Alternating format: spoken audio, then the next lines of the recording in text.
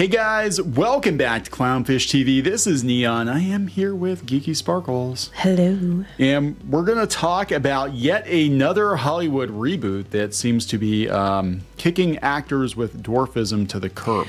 So, why does Hollywood hate people with dwarfism? That's a damn good question. I mean, if you were a ginger person with dwarfism, then you'd really be fucked. There's so many jokes in there, but yeah, there's definitely something going on because Time Bandits is getting a reboot, continuation, reimagining, whatever on Apple TV Plus, and this is the cast. Yeah. At first, I thought this was the Disney Snow White cast, which also found itself under fire because they were going to be a group of diverse peoples, but none of them had dwarfism. But they're not. But aren't they diverse bandits also? They're diverse bandits, yeah. Yeah. So here we go again. Yeah. So this is an interesting choice for sure because there's been a lot of backlash lately from actors in Hollywood, actors with dwarfism who are like, hey, it's hard enough to get roles, right? Mm-hmm. So why you keep replacing us with like CGI creatures? Hugh Grant was Noompa Loompa. You know, it's like in their quest to not be offensive, they're actually making sure that some people are not getting work. Well, diversity inclusion is great, but it doesn't apply to them. Thing is, here's what gets me too. They do understand. Apparently, they don't. That actors with dwarfism come in different races, genders, and sexual orientations, right? Yeah. They're not just all straight white dudes. You don't get that, do you? Apparently you don't.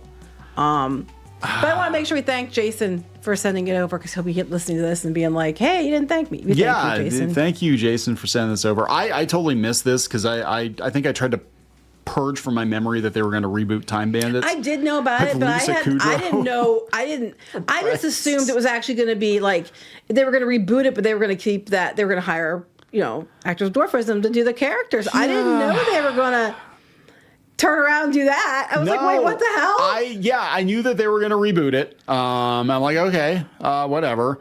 And then this is what we're getting. Somebody said it's like if you redid the Fresh Prince of Bel-Air but made everybody white. Pretty much. I just don't understand it. Like, why does Hollywood hate these? It seems to seemingly hate these people. That's how it's coming across. Because you keep taking roles that should go to them. And like people, they were saying before in interviews back when this happened with the Snow White thing, they said we can't really go out for the main roles, which I don't know why they should. You should be allowed to, just like everybody else. But I know what they're trying to say. They won't be considered, taken seriously for these roles. So there are certain roles they can play, and now they're taking those roles away from them too. And I agree, it's bullshit. Yeah. So let's talk about the bullshit. Let's talk about the Hollywood bullshit. Selective diversity and inclusion. Before we get into any further, please subscribe for more pop culture news, views, and rants. Guys, you get woohoo if you do. Woohoo! So I just can't believe they have Lisa Kudrow in there. Phoebe. She gonna sing about smelly cats?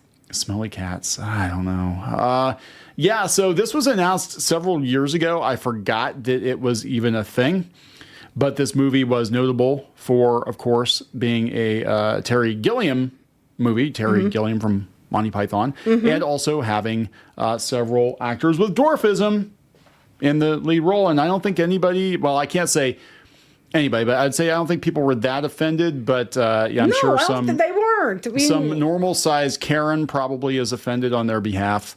I'm sure. Hey, well, I guess that's me because I'm offended on their behalf now because I think it's because it's not just a one-off. It keeps happening. Yeah, I mean... And it's like, what the hell? I'm starting to see a pattern here, and it's kind of not okay. Well, they did an article last year in The Guardian, and they talked about how weird it was to have Hugh Grant as an Oompa Loompa when, again, that was a role that historically went to actors with dwarfism. And there was a controversy over Peter Dinklage saying that, they shouldn't be doing dwarfs in Snow White and Seven Dwarfs. Because they go back and live in their caves, and that's not what happened in Snow White at all. No, and there were other actors that came out and they said, hey, thanks so much. You basically kicked the ladder out from underneath you because you got to the top. And then now there's no way forward for a lot of us that... Well, competition and all. Yeah, right? You can't... Yeah, and he actually gets to play... Like, Peter Dinklage actually gets to play characters that are not referenced even on screen as having dwarfism, like he was an X-Men, and I don't think they ever once mentioned his height at all, ever. You know, he gets to do voices and he gets to do all kinds of stuff. So, you know, people were pretty pissed, but they said, yeah, it has been going on for a while now, last couple of years. And I think originally it was supposed to be, you know, like we're going to try to be more inoffensive. So we don't want to just have, you know, a bunch of dwarf characters or whatever, because that's going to make people with dwarfism feel bad. And it's like, no, it's the opposite. Like, you just took all our jobs away. What are you doing? Yeah, so they said here, this was last year, they said, paradoxically, fantasy films such as Time Bandits have often been the one genre in which filmmakers have liberated actors with dwarfism to be fully human, because they think that they're non-human. They develop them with a lot of human qualities to make them relatable. Well, they took that away. Well, before that, this person they were talking to, is it Povinelli? Okay. He said that this is how it's been for him as an actor. He's like, basically any part that involves biting somebody on the ankles or the butt or grabbing someone's breasts, those are the go-tos for a long time. It was astounding how many times the character written was supposed to fight somebody. It's always the pugnacious little person who's fighting the big guy, and people find it hilarious. I would get killed if I did that in real life. I've never gotten into a physical fight in my entire life. And now he's saying, when it's written as a human little person, all of our humanity gets taken away and we're just a sight gag. When you get the guy who walks into the office and all the workers make inappropriate jokes and get in trouble for it, they still get all the jokes, but you're at your expense. I can't read today. Whereas a fantasy character is like a fully developed character who just lives his life and happens to live in a world that's adjacent to ours. It's kind of demoralizing. But now you can't even get those roles. Yeah, because they're giving to Lisa Kudrow. Yeah, I know. That's why I don't understand. It's like, here you go again. Like, what the hell? Of course. But of course. That's what they're doing. I don't know. I don't understand. It feels like these decisions come in waves. You know what I'm saying? Like, it'll blow through. Like, okay, every character now has to be a black lesbian because that's this year's flavor.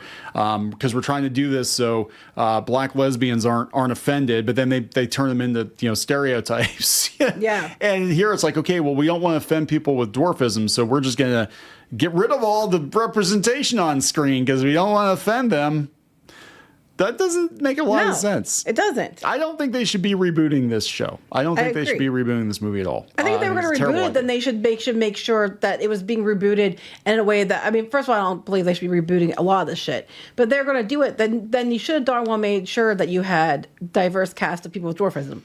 You know, because I mean, right? You know, I'm like, look, we got, you know, 2 women. Okay, fine, two females with dwarfism. You got a black guy. Okay, fine, find the black guy with dwarfism. You know what I mean?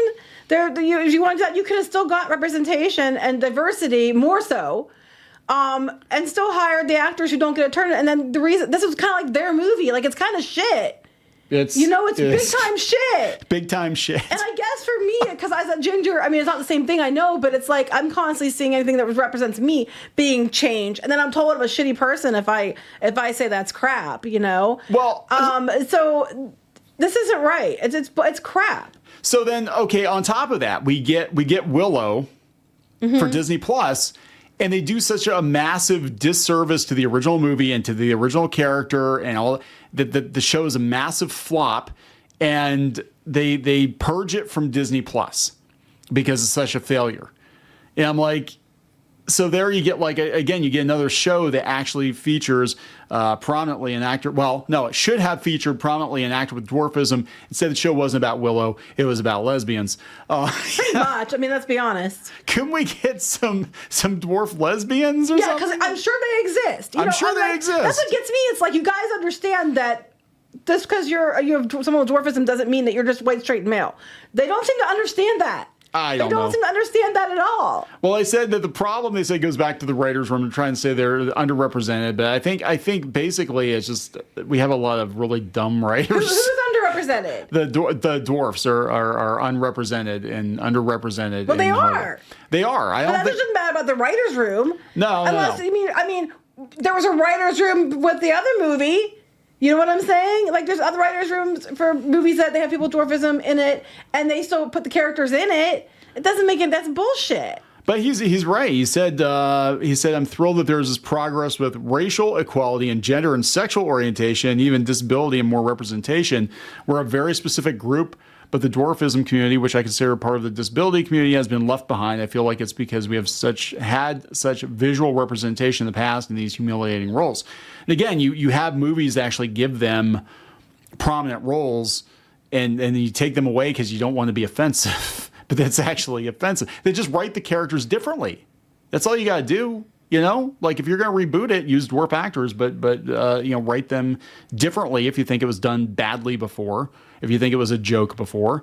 Again, Peter Dinklage gets to go out and do an X-Men movie, and he plays Trask. And Trask was, did not have dwarfism in the comics. He was a regular-sized person, but they never mention his height, I don't think, at all. But you know what gets me too, like the comment about the writer's room. It's like if you hire a writer who happens to have dwarfism, you know, that's kind of dumb. Like, okay, well, they're going to get in the writer's room, and then they're going to write stories about actors with dwarfism. That doesn't mean that they're going to, because it's like if they're hired for a job and there's characters already established, why would they? You know what I mean? So you're not hiring them because they're not having dwarfism in your movies, and then if you hired them for that reason to add it, it's kind of insulting them too. You know, you're only here because we want, you know. Yeah, it's bullshit. Can't you just treat people like people and just say, hey, you're a person who happens to be a talented writer, actor, so we want to hire you for this position. You know, it shouldn't matter. Yeah, so I remember this last year. This was the guy that played Hornswoggle in the WWE. He was like, there aren't that many roles for dwarves in Hollywood. That's what I was talking about with him, yes. So him saying that, he canceled these roles, him saying that because he's Peter Dinklage, he canceled those roles for dwarves in Hollywood. When Peter Dinklage went on the podcast, it hurt the dwarf acting community. He had no issue cashing a check for Elf or other various roles that were made for a dwarf. Yes, he's been killing it and making a name for himself in non-dwarf roles, but he made his name in Elf, and that was a dwarf-specific role, for being honest. Yeah, that was the joke. The joke was... You're an angry elf. You're an angry elf. And that was how he, got his start, basically. So congratulations. You just made sure that... I just don't understand it. Like, not even like one person with dwarfism is in this cast. Right? I mean, maybe we're missing some context. Maybe, I don't know. Maybe there's a whole another group of Time Bandits. Well, they all have different names, so it's possible. I don't know. But I think it's a bad look because everybody's going to compare it to the first one. The first thing they're going to notice is, wait, something's different here. Yeah, something's way different. For all your progressive talk, it's always like, 2 steps forward, 3 steps back. And then, you want to call rails bigots and racist for not liking your ship or not liking, a stupid game character or something. But then you're totally fine with this shit. Yep. It's like, I'm just tired of it. So there's that. Now, speaking of Apple TV Plus, which is what this show's going to be on, I don't know how it's going to perform, but I thought this is really interesting. They're going to pay actors and producers based on how well their content performs. Which isn't very progressive of them. But yeah, they said there's a memo in Bloomberg stipulating that if a movie or show is successful, the production staff receives bonuses. And this is what they were pushing for with the strikes too.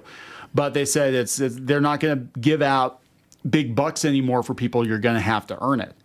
Well, that just makes sense. I mean, you get your base pay, and then if you've earned bonuses, you get bonuses. Yeah, they said a plan like this does not come as an added benefit to the production crew that you get more if the show does well. Apple will undoubtedly ask actors and other staff to agree to lower base pay with bonuses as incentive to bring their A game. Hollywood's reaction to such a proposal is predictable, although the payment scheme would only apply to in-house Apple productions. I think it's going to be the norm. I think it's going to be adopted as the norm because these studios can't afford to have, another Willow that they spend how much money on. And let me ask you this. Think about it this way.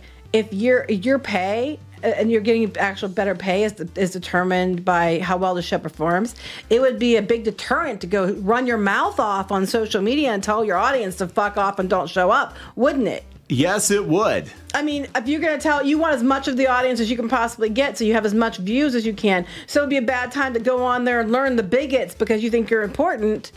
If your pay depends on how people actually tune into the show, you're best to keep your damn mouth shut and just talk about what a great show it is and not drag identity politics or politics in general into the discussion.